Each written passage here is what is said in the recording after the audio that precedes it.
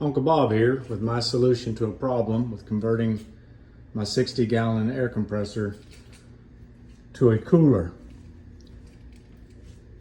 The issue I was having in doing this conversion was you'll find that the fittings where the tube from the compressor go into the tank and also where it originally leaves the compressor is this one right here.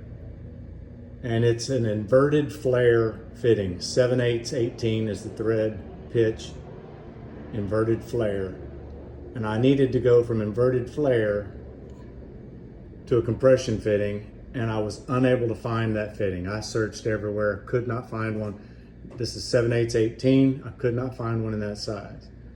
But the threads on the other end of this fitting, where it goes into the compressor, that's 1/2-inch iron pipe. So my solution was, I took the fitting out of the compressor head.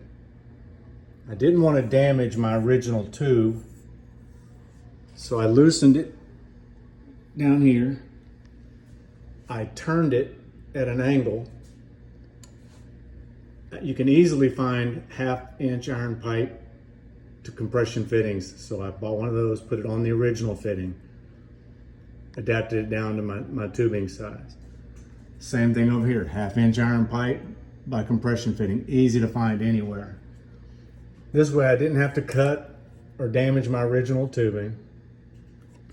I was able to find a part that worked. If I ever need to put it back or wanted to for any reason, simply undo this, turn it back around, put it right back in, everything's back to normal. I did not use a moisture collection on this because wet air is not my problem. My problem was the air was too hot. I'm using it to run a piece of equipment that's plumbed with poly tubing, and the poly tubing was getting soft from the heat in the air. This works very well in my situation. On the radiator itself, I mounted it low. I mounted it low so that I don't get hot air across the cooling fins at the top of the compressor, because it does pull a little heat through. In this setup, you get nice cool air across the cylinders to cool them down. It's a little bit warmer coming through here, but not bad. Plus you get a restriction in the airflow from the radiator. So this way I still get a nice good flow of air across the top. Not so much down here, a little bit warmer. I had to use a couple of zip ties. You can't see them very well right in here where I attached it to the crossbar, because the mounting fittings here, the vibrations, it was sliding a little bit, sliding down.